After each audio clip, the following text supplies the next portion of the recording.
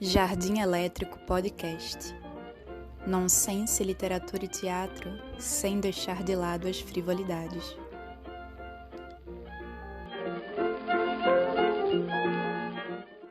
Mário Sérgio Cabral é ator, nascido em Recife. Cursou a licenciatura em Artes Cênicas da Universidade Federal de Pernambuco e no ano de 2012 foi convidado a fazer parte do elenco do espetáculo Viúva Porém Honesta, do grupo Magilute. Na sequência tornou-se membro do grupo e integra o elenco de todas as montagens seguintes: Luiz Lua Gonzaga, Aquilo que Meu Olhar Guardou Pra Você, O Ano em que Sonhamos Perigosamente, Dinamarca e Apenas o Fim do Mundo, pelo qual foi indicado ao Prêmio APCA 2019 na categoria de Melhor Ator. No audiovisual, atuou em Animal Político, com direção de Tião, Organismo, de Jorge Pereira, na supersérie Onde Nascem os Fortes, Piedade, com direção de Cláudio Assis, e as séries Caixas Mágicas e Chão de Estrelas, ambas com direção de Hilton Lacerda. Confira nossa conversa a seguir. Bom dia, esse é o terceiro episódio da terceira temporada do Jardim Elétrico Podcast e eu tô aqui com Mário Sérgio Cabral, ator e membro do grupo Magilute de teatro. E aí, Mário, como é que você tá? Bom dia, Maria, tudo bem? Eu tô bem na medida do possível, né? Tô bem da forma que nós conseguimos estar nesse momento em que o Brasil atravessa, mas estamos aqui, estamos firmes, com a cabeça fervilhando, pensando em novos projetos. Eu queria que tu se apresentasse para quem tá ouvindo agora e não conhece o teu trabalho, tu falasse um pouquinho da tua trajetória. Sim, então, eu me chamo Mário Sérgio Cabral, tenho 32 anos, eu faço teatro desde os 12 anos, comecei em 2001. Eu sou de Recife, mas fui criado em Garanhuns, então eu me considero um garanhuense. Tive toda a minha formação lá, né, não formação que eu digo escolar também, né? Vim pra cá, pra Recife, pra fazer a faculdade e tal, pra estudar, pra entrar na faculdade. Mas toda a minha formação de vida é de lá de Garanhuns e foi lá que eu comecei a fazer teatro. Comecei no colégio, num grupo muito importante na minha vida, Grupo Diocesano de Artes. Eu estudava no Colégio Diocesano, lá de Garanhuns, e esse grupo é um grupo muito, muito importante, um grupo que teve atividades na cidade de Garanhuns e no Agreste Meridional, no estado de Pernambuco como um todo. Durante mais de 20 anos, a gente chegou a fazer festivais aqui em Recife, em Caruaru, Arco Verde. Lá em Garanhuns, já é lá que eu conheço o Erivaldo Oliveira, né, que também é do Magilutes, mas a gente se conhece desde lá e a gente faz teatro juntos desde lá. A gente teve um grupo de teatro lá chamado Abra as Pernas Cacilda. Nós éramos muito jovens e com toda a paixão da juventude a gente queria entrar pelas entranhas do Teatro Nacional. Veja que coisa ousada. A gente queria fazer uma homenagem a Cacilda Becker. É nesse grupo, no Abra as Pernas Cacilda, que eu inicio a minha vida enquanto produtor, porque de fato a gente tinha que se produzir para poder estar em cena. Então eu e Erivaldo, a gente fazia toda a questão de produção, toda a questão de montagem de um espetáculo, tudo que precisa de captação de recursos, de tudo, era a gente que fazia lá em Garanhuns. Em 2009 eu venho para Recife para estudar, não consegui passar no vestibular direto do colégio, então eu fiz 2 anos de cursinho aqui em Recife e no segundo ano eu passei, entrei na Universidade Federal de Pernambuco em licenciatura para Artes Cênicas, cursei 2 anos, saí da faculdade, estava enfrentando assim grandes problemas na minha graduação, por uma questão, enfim, grande parte das estudantes do Brasil passam, que é a questão de ter que conciliar trabalho e estudo. E eu realmente não conseguia, assim, eu tava perdendo para o capitalismo, sei lá, para essa vida doida que devora a gente, assim, eu tava perdendo minha graduação. Eu trabalhava na Contax durante o período da faculdade, então, assim, eu largava de 1 da manhã, chegava em casa 2, 3, pilhado, assim, só conseguia dormir 4, 5 da manhã, e tinha dia que eu já tinha aula às 9. Na maioria dos dias eu tinha aula às 13. E de todo jeito eu já pegava no trabalho a partir das 5 da tarde, saca? Então, assim, era muito insano. Era insano, ia dar errado. E aí, como você é funcionário de alguém, empregado, você, deu errado na minha faculdade, que era onde era eu por mim mesmo, eu só prejudicava a mim. No meu trabalho, eu tinha que trabalhar, eu tinha que ir, porque era aquilo que pagava as contas e tal. Então, assim, 2012 estava sendo um ano bem desesperador, até o Magilute aparecer na minha vida. É aí que o Magilute aparece. O Magilute tinha aprovado uma série de editais naquele ano e me convidou pra entrar no elenco da peça Viúva Porém Honesta. E aí eu super topei de cara, já conhecia os meninos, meu irmão fazia parte do grupo, Erivaldo fazia parte do grupo, e já conhecia os meninos porque eu trabalhava de certa forma ali no Majulute. Não é trabalhar, tava ali como parceiro sempre, enfim. Eram meus amigos e eu tava sempre fazendo uma bilheteria, fazendo uma montagem, uma desmontagem, executando uma luz, enfim.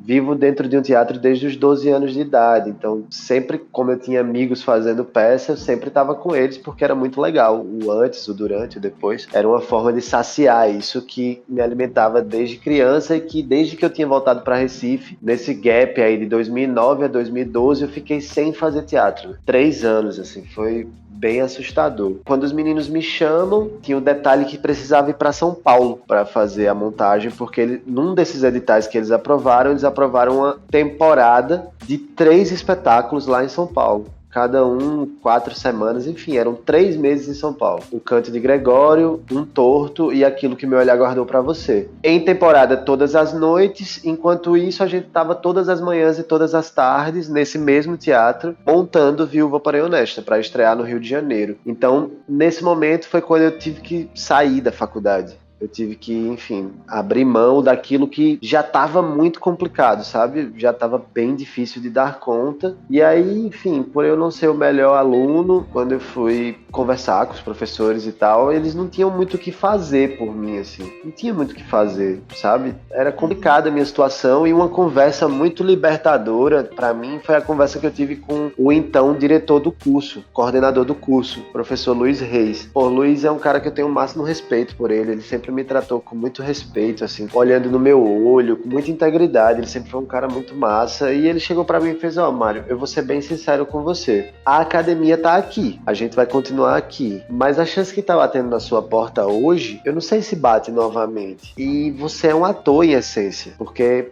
é isso, tipo, as minhas únicas notas decentes na faculdade eram notas em que eu podia ser ator, sabe? Eram disciplinas em que eu podia ser ator, tipo, todo o resto era complicado. E aí ele me tirou um peso, assim, das minhas costas e disse: ó, pega esse barco e vai, velho. Se depois, quando você tiver um tempo, você volta, você faz outro vestibular pra cá, pra outro lugar, pra outra coisa, você volta ou não, mas agora não perde esse trem que tá passando. Então, enfim, pra quem não me conhece, essa é toda a história até chegar no Majulute em 2012. E aí tem o quê? 15 anos já de grupo, né? O Majulute tem 16 mais 1 anos. Eita, agora a gente vai ter que pegar ranço de outro número, né? Nossa, que situação triste. É verdade, 16 mais 1.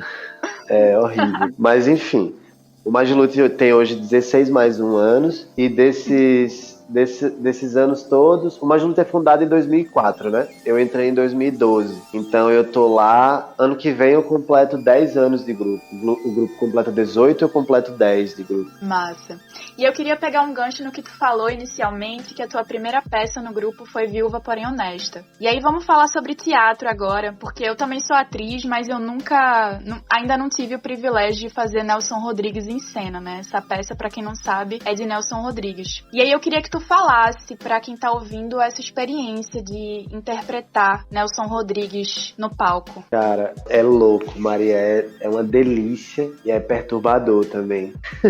o Nelson, ele tem essa capacidade incrível, né, de chacoalhar você. E o Viúva, especificamente, ele veio na minha vida num momento muito doido, assim. Então, pra mim foi muito maluco, porque o Majulute tem uma forma bem peculiar de criação, assim, de forma de espetáculos, de formatos, de forma de interpretação ou de jogo, que a gente costuma chamar sempre de jogo. E eu venho de uma vivência de teatro totalmente formal, totalmente formal. Tipo, as pessoas que me veem no Majulute, elas não fazem ideia do teatro formal que eu fazia em essência a minha vida toda. Eu, Erivaldo, meu irmão, Pedrinho, a gente vem dessa escola. Então, eu já tinha tido vários contatos com a obra de Nelson no tempo que eu estava em Garanhuns e até na faculdade, cheguei a fazer alguns trabalhos sobre Nelson e tal, mas na hora da peça é muito doido você encontrar embocadura, sabe, para falar as palavras do Nelson. Ele coloca as palavras de uma forma muito peculiar e tem a questão também da época, então foi muito gostoso a gente descobrir formas de falar, sabe? Formas de colocar na boca aquelas palavras dele. A gente não queria cortar, a gente fez um corte muito pequeno na peça, muito pequeno, que é uma hora que é uma reflexão que o personagem do Diabo da Fonseca faz sobre um apanhado geral sobre a peça. A gente fez sobre a história, a gente fez só essa ediçãozinha e manteve, assim, a palavra do Nelson. A gente no começo quebrava muito a cabeça, Maria, porque existe isso, né, de ser um cânone e tal. E aí foi a hora que a gente viu que a gente tava endeusando demais ele, sabe? A gente fez, velho, vê só, cara, é foda, a gente já sabe disso. Mas assim, ele precisa da gente pra contar essa história. Então aqui ele é igual a gente. Ele é igual a gente, ele é igual o microfone, ele é igual o pedestal, a cadeira, o Senhor Potato pequenininho que a gente usa. Ele é igual.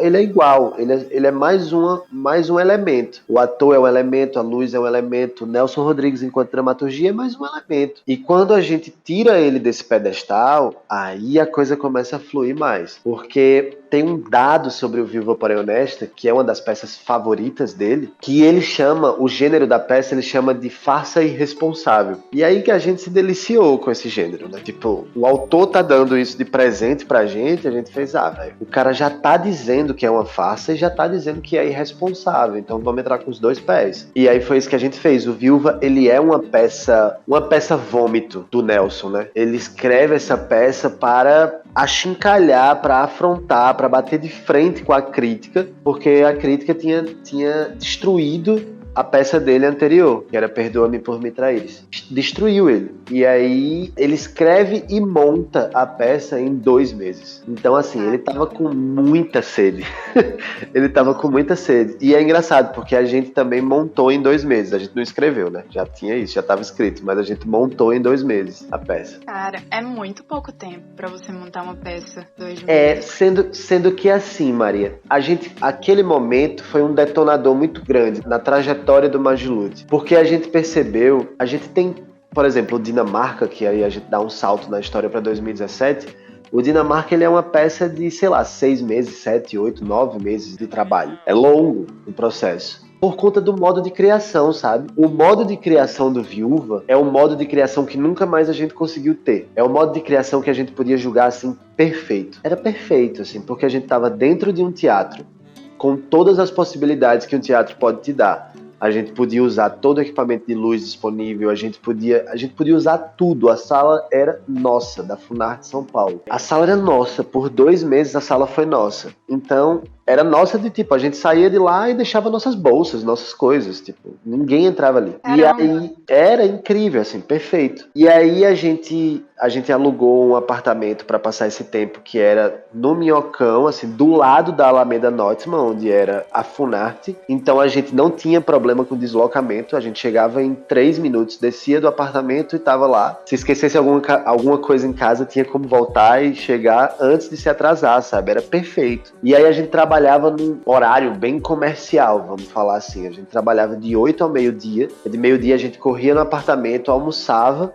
O almoço já ficava, tipo, a gente fazia um almoço pra semana, assim, só tinha que descongelar o feijão, assar uma carne e tal. A gente almoçava, tomava um banho, fazia uma coisa ou outra. Geralmente a gente ficava passando coisas que a gente tinha trabalhado de manhã e voltava pra sala à tarde pra trabalhar até às 18. Então a gente trabalhava das 8 ao meio-dia e das 14 às 18. Quando era sexta, sábado e domingo que tinha peça, a gente aliviava o turno da tarde. A gente encerrava ali, tipo, às vezes a gente nem voltava tarde, porque tinha montagem, mas quando a gente adiantava a montagem, porque a gente podia ficar lá de madrugada, à noite, tudo, aí a gente às vezes adiantava a montagem da peça e aí terminava o ensaio da tarde do Viúva ali por volta das 16, das 15 horas, para os meninos do elenco das peças poderem se organizar. Então, assim, era um formato de criação perfeito. Perfeito, assim, tipo, quando a gente tava naquele ócio criativo que a gente não conseguia avançar, a gente conversava com o pessoal da direção, dizia assim, velho, a gente tá precisando de material. A gente precisa de material. Aí eles corriam, tipo, a gente tava do lado da 25 de março, eles corriam na 25 de março, aí trazia, parecia, sabe, tipo,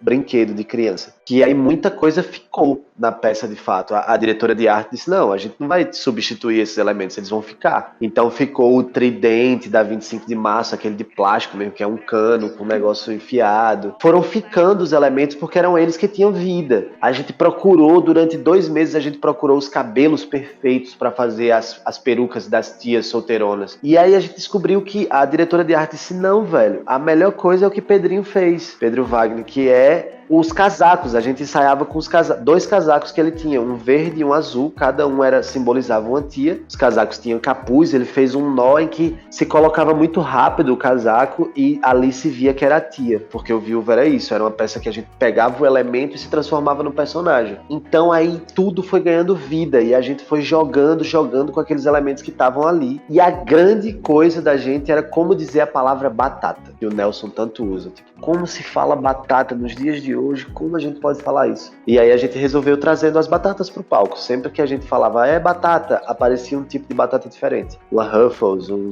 Mr. Potato do Toy Story, ou sei lá, no final tem uma chuva de batatas. Então a gente pôde ser bem irresponsável, assim, nessa farsa proposta pelo Nelson. E aí eu te falo, naquela situação, 2 meses foi tempo muito suficiente, porque a gente estreou no dia 4 de agosto, no Rio de Janeiro, no Teatro do Sina, lotado, com a família do Nelson lá e com poder de veto, assim, com poder de veto, sabe? Se eles não gostassem da peça, eles cancelavam o fomento. Tipo, ó, não apresenta mais. Não rola, eles não curtiram. E aí a gente estreou, foi a nossa estreia mais tranquila, pô. A gente estreou assim, tipo, tranquilo. Sabe quando você tá tranquilo? Eu sei o que eu vou fazer. Porque, tipo, todas as luzes tinham sido testadas, todos os sons. Não é como a gente geralmente estreia, que você vai conhecer a luz da peça inteira no dia, um dia antes, na semana. A gente construiu dia a dia aquilo ali. Então, foi tempo assim muito suficiente. A gente estreia no Rio e na semana seguinte, ou 15 dias depois, a gente faz a estreia icônica, épica no Santa Isabel, que foi o Santa Isabel lotado de cima a baixo, dava volta, a fila dava volta no Santa Isabel por fora, assim, nas grades. A gente do camarim, a gente se assustava ao ver, assim, tipo, a fila dando volta. Que foi no festival A Letra e a Voz, né? Como se tratava do Nelson, centenário do Nelson, a gente fez a abertura do festival de literatura A Letra e a Voz. Foi, nossa, um dia pra guardar na memória. Caramba, então realmente é um sonho, né? Desde o começo da criação, você tá vivendo lá dentro do teatro, isso é realmente incrível. Agora eu entendo por que 2 meses, né? E essa peça, ela tá disponível também, o vídeo dela no site do Magilute, né? Eu acredito que sim, agora tu me pegou. O nosso site, ele passou por algumas reformas, mas eu acho que hoje ele tá lá todo ok, com algumas peças disponíveis. Eu acho que o Viúva tá disponível. Tu me pegou, porque não sou eu a pessoa do site. Eu confesso que a Armera, ele trabalha bastante no site e eu acho que nesse momento ele tá bem redondinho lá, bem bonitinho, com tudo lá. Agora, quem foi que dirigiu Viúva? A direção do Viúva, ela é de Pedro Vilela, que é um ex-integrante do grupo. Sim, Pedro Vilela. E tu falou que tu é irmão de Pedro Wagner. Isso, sou irmão dele. E ele também dirigiu algumas peças do grupo, né? Como é que é ser dirigido pelo próprio irmão, assim? Ele dirigiu O Ano em que Sonhamos Perigosamente, dirigiu o Dinamarca. Acho que só, né? Acho que só. No Magilute, a gente é todo mundo meio irmão, sabe? E eu tô falando isso assim, todo mundo meio irmão, eu não tô falando na coisa poética, não. Eu sei que há uma beleza nisso que eu tô falando, mas eu tô falando na coisa de que é todo mundo muito misturado, muito família. E família, um se mete muito na coisa do outro, no que o outro tá fazendo, e fala por cima, e se atravessa, e dá errado. A gente trabalha de uma forma muito familiar, vamos dizer assim. Então, eu não sei se tem uma grande diferença. Eu acho que em alguns momentos eu percebo, é como se, no caso de Pedrinho me dirigindo especificamente enquanto irmão, eu acho que às vezes parece que eu tenho que ser um pouquinho mais. Eu acho que é um pouco natural, assim, né? Tipo, não sei, acho que por ele estar num lugar de direção, ele pode se sentir cobrado. Porque é meu irmão, então... Acho que a gente já teve, eu não sei se eu tô viajando, mas eu acho que a gente já teve alguma conversa sobre isso, e que de fato parece que isso é uma coisa, assim, que ele sempre dizia, que sempre passava na cabeça, assim, de, meu Deus, eu acho que às vezes eu cobro demais Mário, tipo, mas não é uma questão, não, tipo, é como eu te disse, a gente trabalha de uma forma bem familiar, então a gente se odeia e se ama o tempo todo, nós 6, assim, sabe? O tempo todo, o tempo todo, o tempo todo. A gente tá muito nos extremos, porque trabalhar em sala de ensaio é isso, é você tá o tempo todo à flor da pele. E é por isso que no Magilute sempre funcionou desse jeito, sabe? O Magilute, ele não é composto pelos melhores atores do mundo, pelos melhores atores do Brasil, pelos melhores atores de Recife. Ele é um grupo que ele é composto por atores que antes de serem atores eles se encontraram na vida enquanto amigos. Cada um chegando no seu tempo, sempre foi chegando no Magilute quem tava ali do lado, quem tava do lado, sabe, assim, tipo, sempre foi assim. Então, tipo, ó, vem cá, e aí a gente vai crescendo junto, tipo, o ator que eu sou hoje, tipo, vamos dizer, na nossa última estreia, 2019, que é o Apenas o Fim do Mundo, que eu fui indicado ao APCA, não é nem de longe o ator que eu fui em 2012, quando o Magilute tinha uma grande estreia para fazer no Rio de Janeiro, e eles poderiam ter convidado qualquer ator com mais experiência daqui de Recife. Qualquer um iria topar, porque era uma parada dos sonhos. Eu fui levado para passar 2 meses em São Paulo, eu nunca tinha sequer ido a São Paulo, recebendo salário para ficar vendo uma temporada de espetáculos e criando um espetáculo, sabe? Para quem tava 3 anos parado. Então, assim, só fui eu a pessoa a ser chamada porque eu era amigo, era eu que estava ali, eles sabiam que eu fazia teatro, já tinha feito teatro com alguns deles e conhecia todos eles, era amigo de todos eles, e era eu que estava ali fazendo bilheteria, contando o dinheiro para pagar eles, para pagar as coisas deles, para comprar os equipamentos deles, para desmontar, dizer, ah não, vai trocar de roupa que eu desmonto, não sei o que. Então, na hora que surge uma vaga, naturalmente, a gente olha para quem está do lado. Sempre as pessoas que entraram no Magilute entraram pelo campo afetivo. Sempre.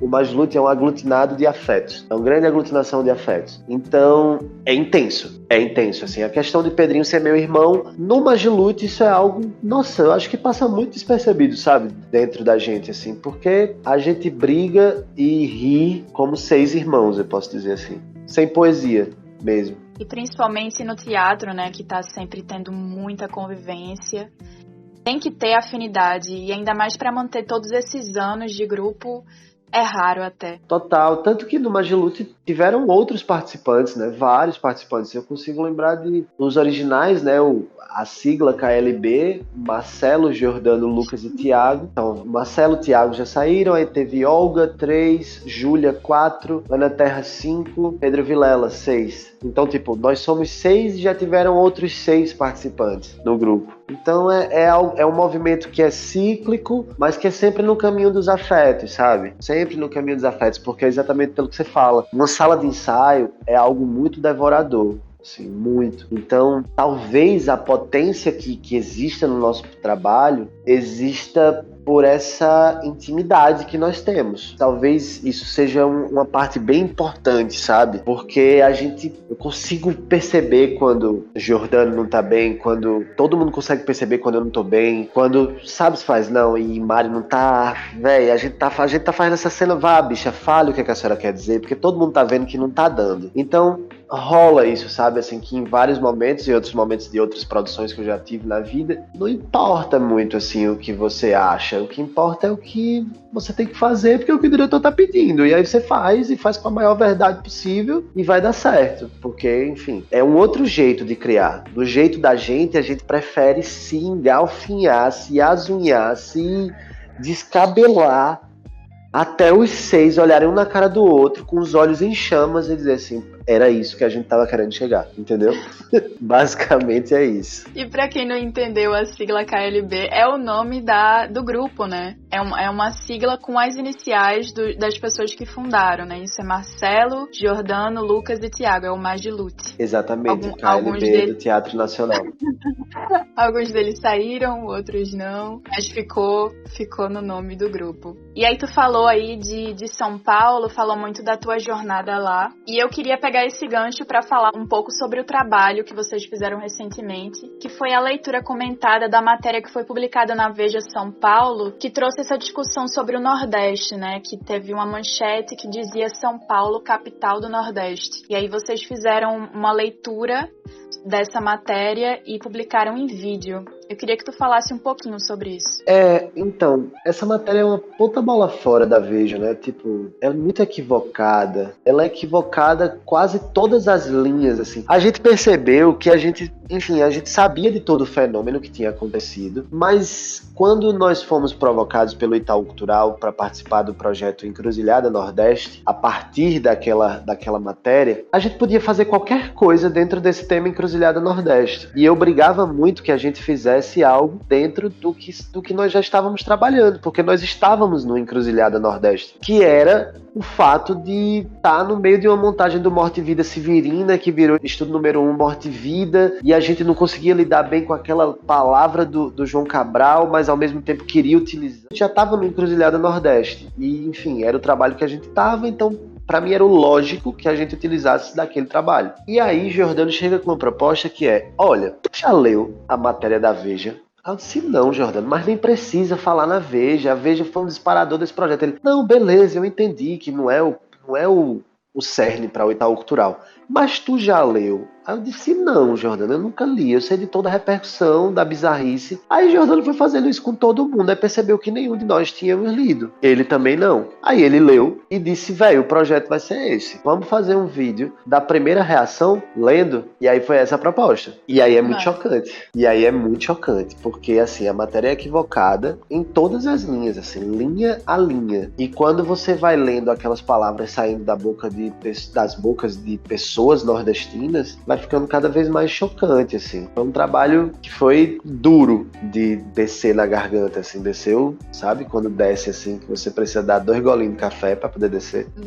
Foi complicado. Complicado. E tu acha que é preciso a gente sair de Recife pra conseguir ser ator de teatro? Maria, eu acho que não é preciso você sair de lugar nenhum pra ser ator de teatro, assim. Preciso não. Eu digo isso e eu fui uma pessoa que saí, né? Eu saí de Garanhuns pra fazer aquilo que eu comecei a fazer em Garanhuns, com 12 anos de idade. Na verdade, eu saí de lá porque eu já saí... Quando eu saí de Recife, por motivo de separação dos meus pais, eu saí aos 9 anos sabendo que eu voltava quando fosse para fazer a faculdade. Nunca foi um plano, assim. Sempre foi uma coisa, tipo, não, quando os meninos forem fazer faculdade, eles voltam. E aí, calhou essa coisa de fazer teatro e tal, aí eu vim fazer faculdade de teatro. E hoje eu tenho um olhar, assim, tipo... Minha trajetória seria outra, mas ela seria uma trajetória se eu tivesse ficado lá em Garanhuns. Assim, existem artistas lá, existem produtores lá que eu respeito muito, assim, tem gente da minha geração que ficou e que é produtor cultural. Assim, tem a Stephanie Methode, por exemplo, ela está trabalhando hoje na Secretaria de Cultura de Garanhuns. Ela ocupa um cargo e ela é da minha geração. Ela é uma pessoa que decidiu ficar e ela trabalha produzindo música, produzindo teatro,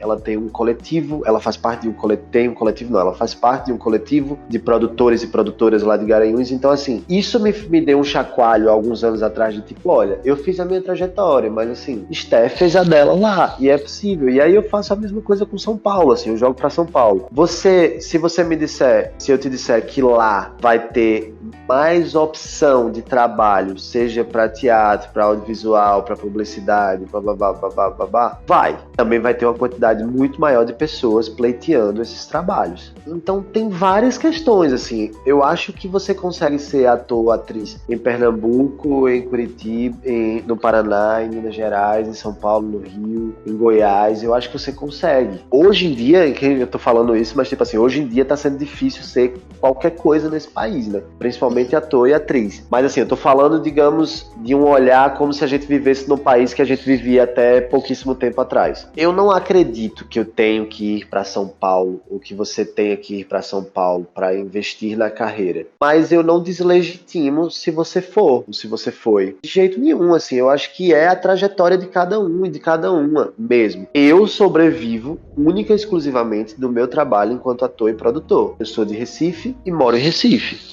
Como a gente tem uma porta muito aberta em São Paulo é uma cidade que nos acolhe, um estado, na verdade, porque o interior paulistano, ele abre muitas portas por Magilute. A gente sempre transita e a gente sempre encontra com pessoas e as pessoas fazem, véi, vocês nunca pensaram de vir pra cá? A gente já encontrou conhecidos, parceiros de bandas, por exemplo, que foram pra lá e que hoje são residentes em São Paulo. Véi, vocês nunca pensaram em vir pra cá? A gente encontrou, sei lá, em Piracicaba, no interior, assim, a gente fazendo peça, os caras fazendo um som. Por coincidência, a gente tava lá no mesmo dia da programação. Véi, a gente tá por aqui, a gente só faz circulação pelos Sescs do interior e tá massa, pagando muito melhor do que pagava lá em Recife. Isso aqui, vocês nunca pensaram em vir? A gente tá aqui. Não, mas pra ficar... Não, velho. Pra gente, a gente só faz sentido porque a gente é de Recife. Se a gente for pra São Paulo, a gente vai ser mais um grupo em São Paulo. Quando a gente chega em São Paulo, ou chega em Porto Alegre, ou chega em Curitiba, ou chega em Minas Gerais, ou chega em Goiás, ou chega em Alta Floresta, no Mato Grosso do Sul, é o grupo Magilute de Recife. Nós abrimos várias peças nossas dizendo boa noite, nós somos o grupo Magilute de Recife. Então isso pra gente é muito caro, assim. Pra gente, se a gente faz algum sentido nesse país, é porque nós somos daqui. E é isso que a gente bate muito pé. Não, velho, a gente quer o mundo, a gente quer ir ao mundo, mas a gente ama o nosso quintal. E o nosso quintal é que faz a gente olhar o mundo. É muito...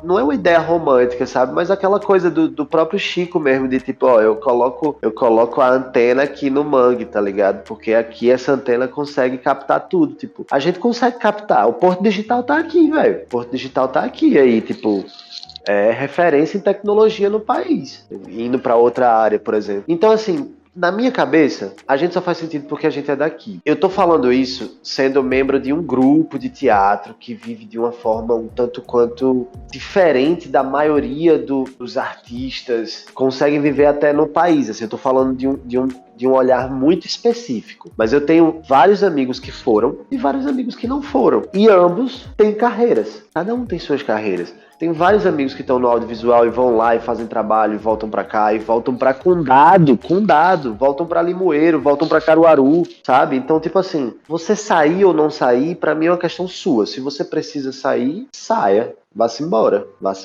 Eu penso assim. Interessante isso, né? Porque vocês têm uma base consolidada aqui em Recife, né? Então é como se vocês pudessem sair, viver outras experiências e mostrar o nome do grupo, mas sempre retornando. Isso é interessante. Porque pra gente só faz sentido assim, sabe, Maria? Só faz sentido assim, tipo, onde a gente tá falando da cena recifense. Infelizmente, a gente não tem ainda muito pertencimento pra falar sobre a cena pernambucana. Eu, por exemplo, conheço pouco, conheço alguns movimentos em Petrolina, algumas coisas de Garanhuns, algumas coisas de Caruaru, como o FETEAG, o grande fenômeno que é o FETEAG, e agora o Fábio construindo um teatro lá em Caruaru, e a gente, enfim, nossa, são feitos incríveis e que onde a gente vai, a gente leva essas coisas conosco. A gente fala da cena recifense, a gente fala do FETEAG, que proporcionou a gente poder passar uma semana no Joaquim Cardoso criando o nosso Apenas o Fim do Mundo, trazendo um diretor de São Paulo, outra diretora de Curitiba, para passar uma semana com a gente aqui, a gente apresentar uma parte do processo. Então isso é muito importante. Foi um festival de teatro do Agreste que possibilitou um grupo de Recife trazer uma diretora de Curitiba e um diretor de São Paulo para trabalhar durante uma semana. Isso é fomento ao teatro, isso tá vindo de Caruaru, do Festival de Caruaru. Então, assim, não importa se eu tô no Festival de Curitiba ou se eu tô na MIT São Paulo, eu vou exaltar o FETEAG, eu vou exaltar os artistas daqui o tempo todo, onde eu estiver. Então, assim, pra gente faz, se é que a gente faz algum sentido, é porque a gente é daqui. Com certeza. Então, exatamente tu falou sobre isso, sobre o lugar do Magilute, né, que já é um grupo consolidado, com muitos anos de carreira. E aí, quando eu te falo sobre isso de ter que sair daqui para encontrar oportunidade, é muito mais num estado inicial, né, dos atores que estão começando, não encontram muitas oportunidades aqui. Tu acha que aqui em Recife existe incentivo em relação ao consumo de teatro?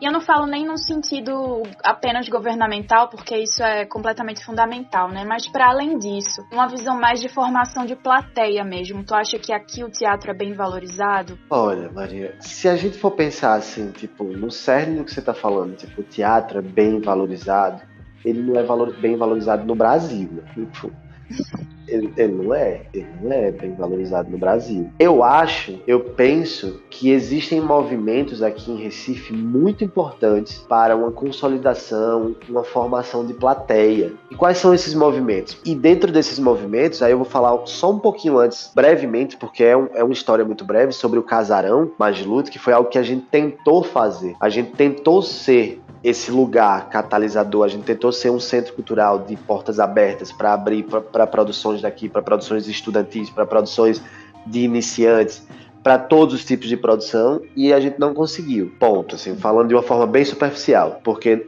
eu quero falar das que existem. Tipo, a gente tem algumas ações aqui, por exemplo, o Grupo Poste. O Poste, ele trabalha com oficinas de formação e essas oficinas, elas, sabe assim, uma coisa puxa a outra. A partir do momento que você faz um curso em que você tem uma quantidade X de alunos, essa quantidade X de alunos, elas vão trazer uma quantidade X de amigos e parentes e público espontâneo para ver o trabalho que elas vão produzir. E essa quantidade X de aluno, com todas esse pessoal que trouxe de público, também vão virar público do Poste e vão e o Poste vai chegar e vai dizer, ó, tá tendo peça aqui, tá tendo peça ali, e vai começar a ser público de teatro na cidade. O Poste faz isso.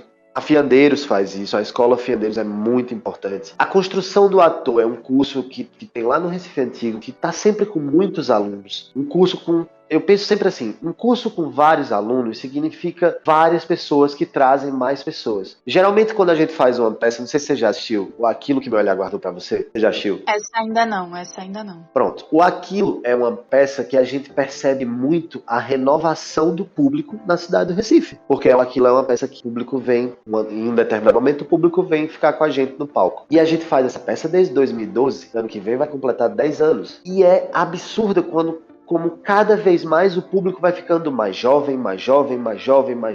E sim, tem as pessoas que já viram 2, 3, 4, 5 vezes, porque agora tá trazendo a tia, tá trazendo o tio, tá trazendo o pai, tá trazendo o avô, tá trazendo o namorado, tá trazendo o terceiro namorado, tá trazendo... Tem todas essas pessoas. E aí você percebe, você faz, velho, existe público sim. Existem artistas, existe público. O que é que a gente precisa fazer pra fomentar mais isso? Tipo, a gente fazia... Você assistiu A Fim do Mundo? Deu uma cortada no teu áudio, mas eu assisti. Eu assisti apenas O Fim do Mundo no Mamã.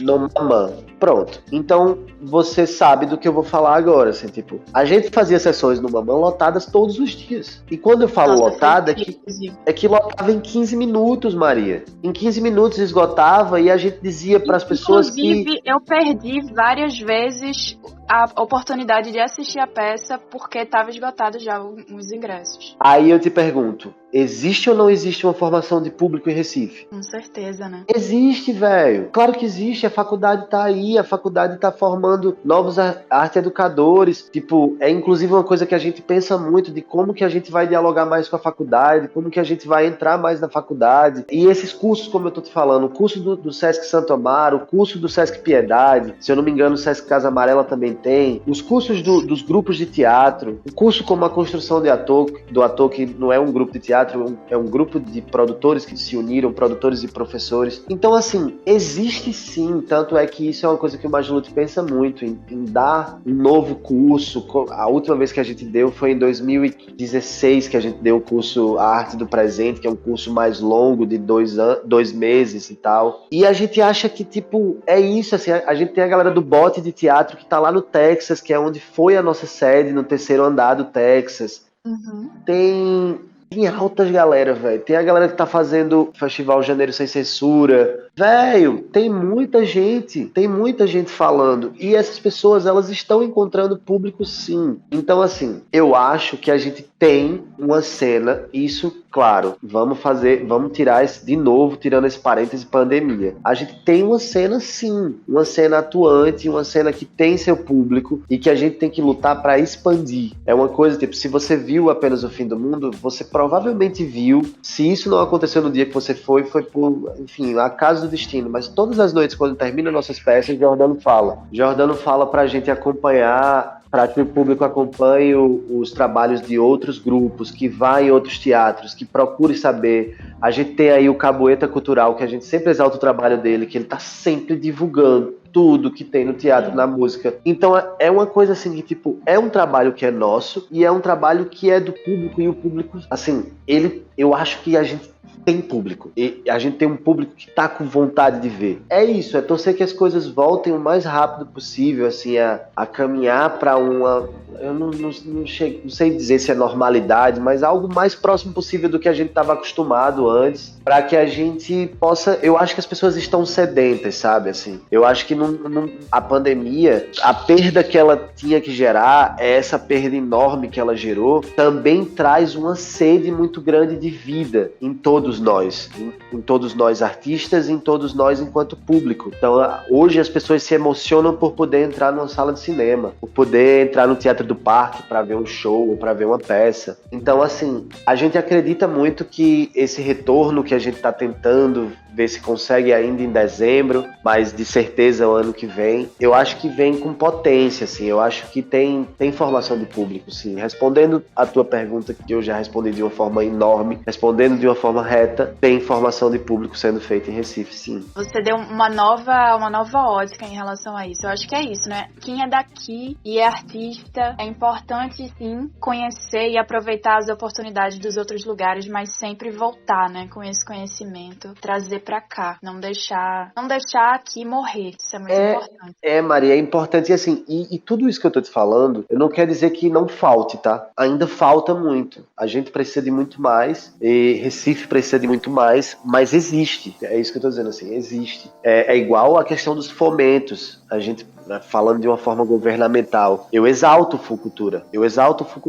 Tipo, eu exalto no ano que a gente aprova e eu exalto no ano que a gente não aprova. Porque, pra mim, vai falar para as pessoas dos outros estados. São poucos os estados que têm o fomento que a gente tem aqui. O que a gente tem que discutir é como a gente faz para ampliar, como a gente faz para dar mais acesso, como a gente consegue descentralizar ainda mais, mas não desmerecer. Então, sempre quando se começa essa coisa de Fucultura é patota, Fucultura são sempre os mesmos, eu nunca faço coro com essas coisas. No ano que eu aprovo e no ano que eu não aprovo. Porque, assim, a gente não pode, eu acredito, assim, eu penso dessa forma, a gente não pode descredibilizar aquilo que a gente tem e que é importante sim, a gente tem que lutar para que aumente. Com certeza. Eu acho que tu já falou muita coisa pra tanto ampliar a visão como pra dar dica mesmo, mas eu vou pedir agora só que tu dê umas dicas iniciais mais direcionadas a quem tá querendo aqui, que é de Recife e é ator e quer começar a viver de teatro. Queria que tu desse essas dicas iniciais do que fazer. Vamos lá.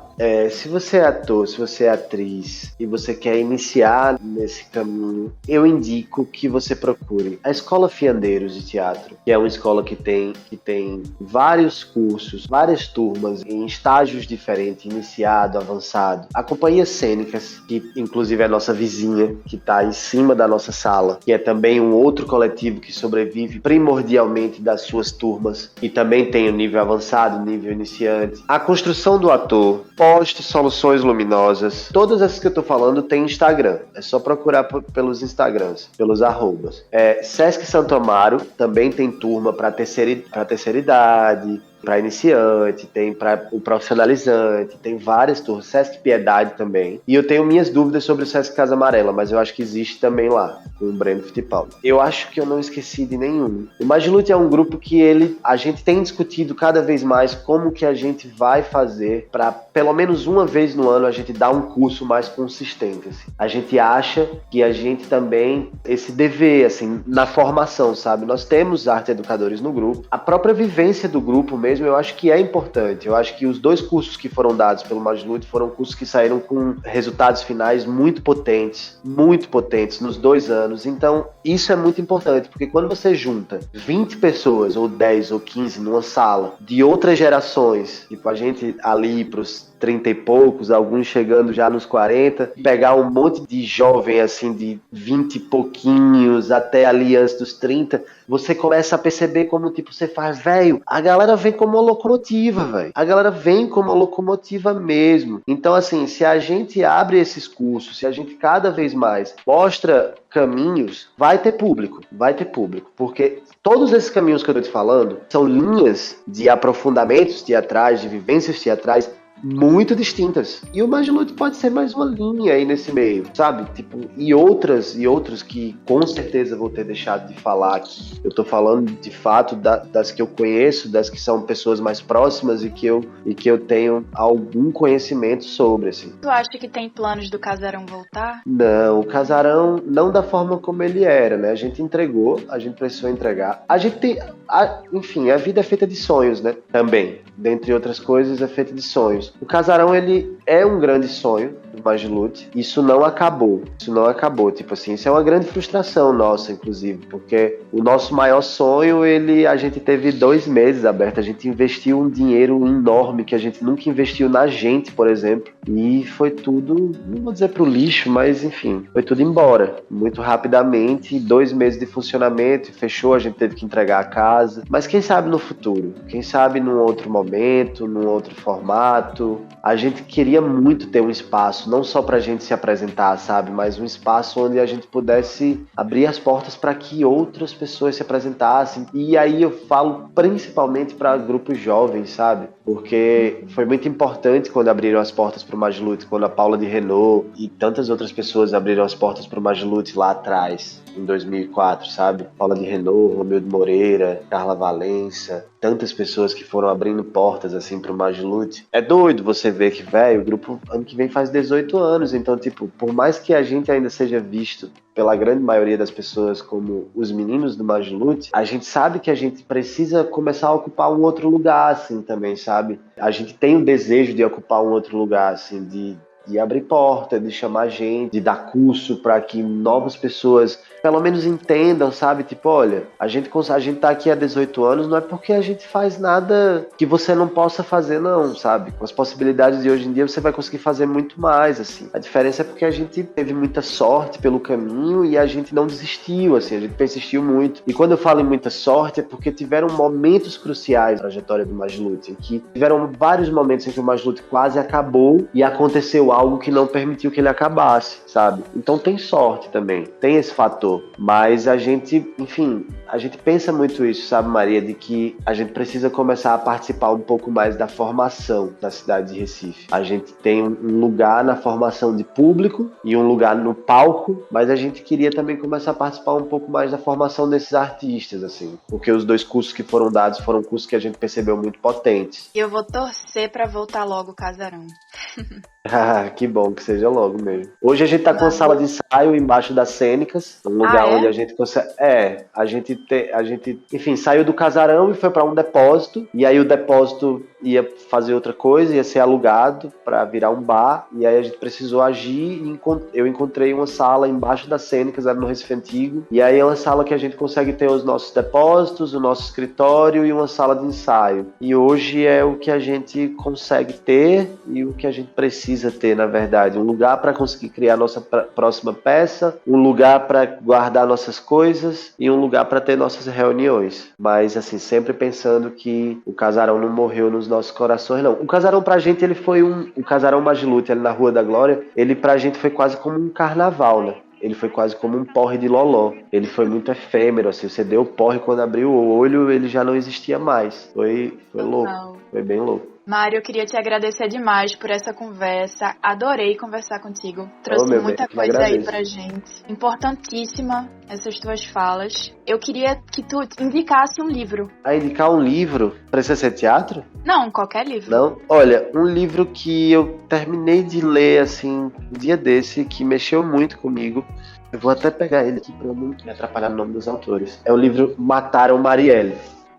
Bem óbvio esse título, né? Porque a gente sabe. Mas é dois jornalistas investigativos, Chico Otávio e Vera Araújo, mataram Marielle, como o assassinato de Marielle Franco e Anderson Gomes escancarou o submundo do crime carioca. Esse é um livro que eu terminei de ler ele há alguns dias e volta e meia eu pego ele pra ler um pedaço, assim, porque ele moveu muita coisa em mim, assim, sabe? Tipo, é muito um retrato do nosso país, machista, misógino, racista, como as coisas acontecem no nosso país, assim, como tem muita coisa embaixo dos panos. Então é uma leitura angustiante, aflitiva, mas é uma leitura real e é uma leitura que fala muito do nosso país, assim, eu acho. Esse foi o livro que o escritor ele foi assassinado? Não foi. Esse é um livro que são 2 jornalistas investigativos, um jornalista e uma jornalista. E aí eles têm vários dados sobre várias coisas que eles investigaram e ainda, enfim, eu acho que deve ter Esse livro é de 2020, se eu não me engano. Então acho que, enfim, como a gente ainda não tem respostas, já deve ter um outro aí chegando, porque é muita coisa, viu? E é muito doido, assim, quando eu digo que ele fala do nosso país, é porque eles falam coisas, fulano de tal, ele é matador, não sei o que, profissional, o cara tem carteirinha do clube de matadores profissionais, não sei o que lá, carteirinha, com carimbo, com tudo, e ele é coronel do BOPE. Aí você volta a página e você fala assim, ele não é ex-coronel, ele não tá preso, ele é coronel e as pessoas sabem que ele tem carteirinha de matador e ele é miliciano e as pessoas sabem que os prédios de tal comunidades. Então, assim, para mim escancara muito essa formatação da sociedade brasileira, esse livro, assim, muito, muito, muito. É assustador.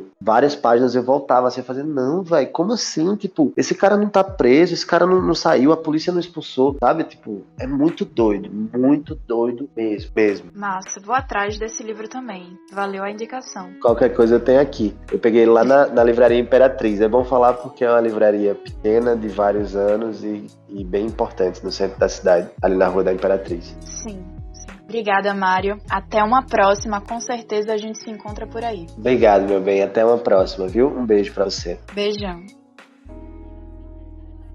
Jardim Elétrico Podcast conta com a edição de áudio da Alma Gesto Produtora.